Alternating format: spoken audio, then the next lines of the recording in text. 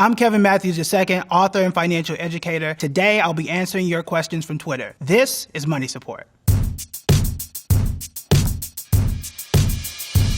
At Asarelis asks, are we going into a recession, and what does recession mean again? That's a great question. A recession, by definition, is 2 consecutive quarters of negative GDP, that is gross domestic product, is essentially the amount of stuff we produce as a country. Q1 of 2022 was negative, and then Q2 of 2022 was also negative. So technically, yes, we are in a recession. One thing that's stopping us from officially calling this a recession is the National Bureau of Economic Research. They take in a number of factors, including GDP, unemployment, consumer spending, and other factors. And so far, they have not yet declared the official recession.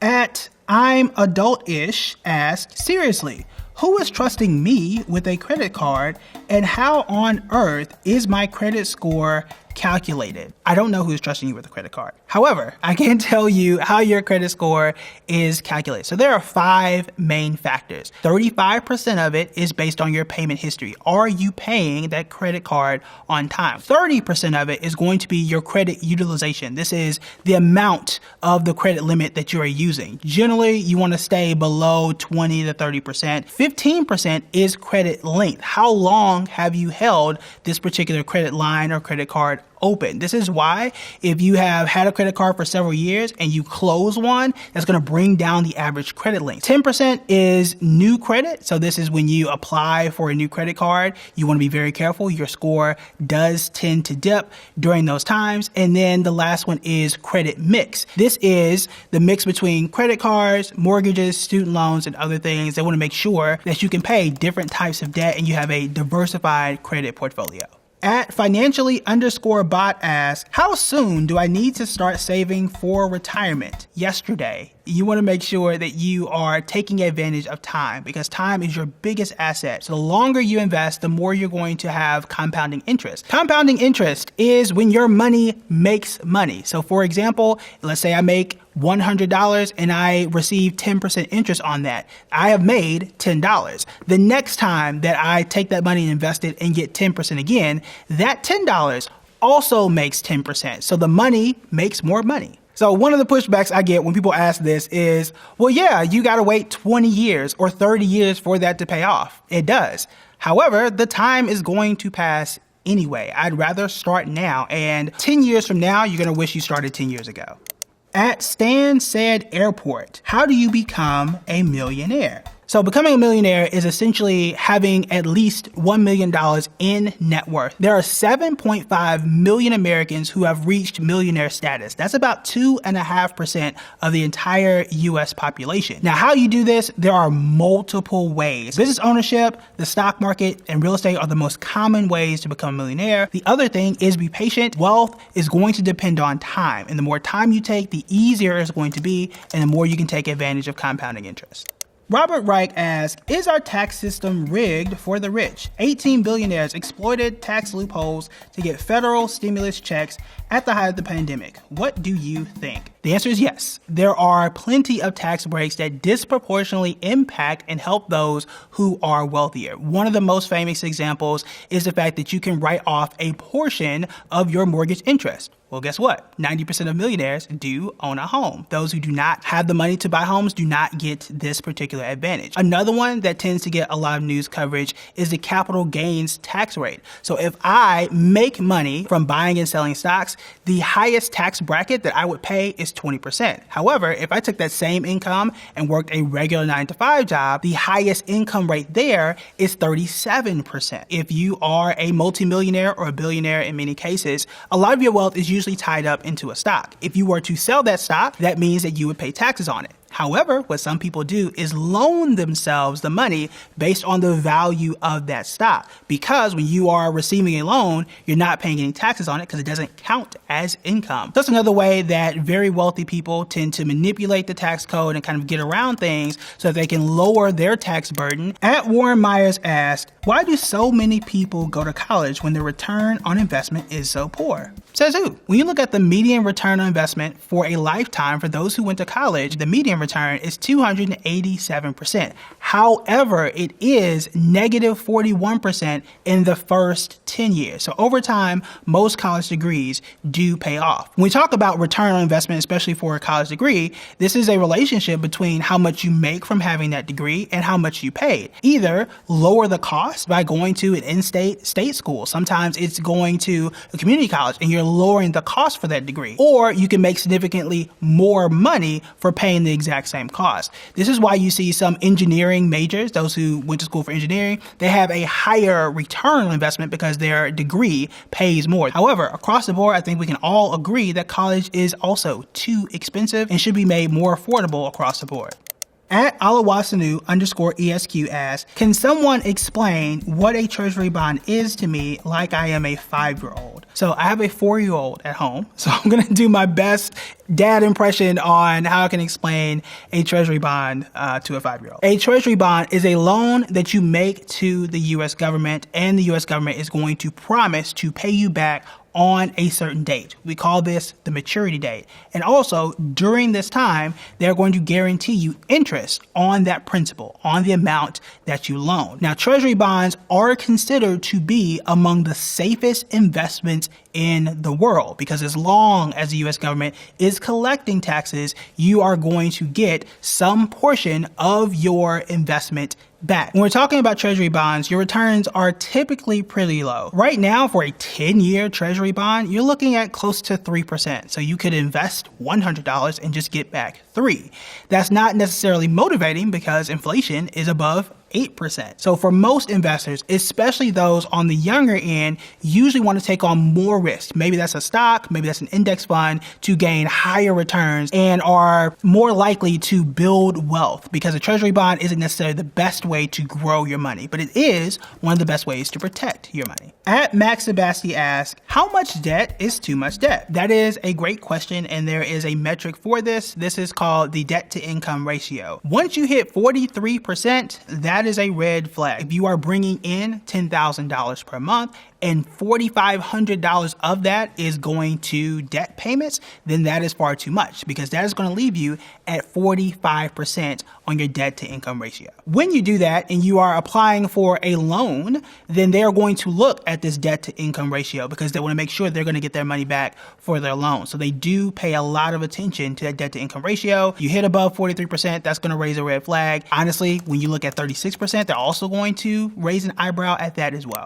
At Keep More Money asks, what does a realistic budget look like? For me, a realistic budget is 50-30-20. It's called the 50-30-20 rule because you want to have 50% of your income for your expenses. You want to have 30% for fun, money you can enjoy, and then 20% for savings and investing. Regardless if it's 30% or lower, you should have room in your budget to enjoy. That's going to help you to stick to your budget. When you max out everything and everything is going to savings and everything is going to bills and you don't have time to enjoy or you don't have money to enjoy the things that you want, you're not going to stick to that budget. That can lead you into debt and put you in a situation that is not conducive to your financial health.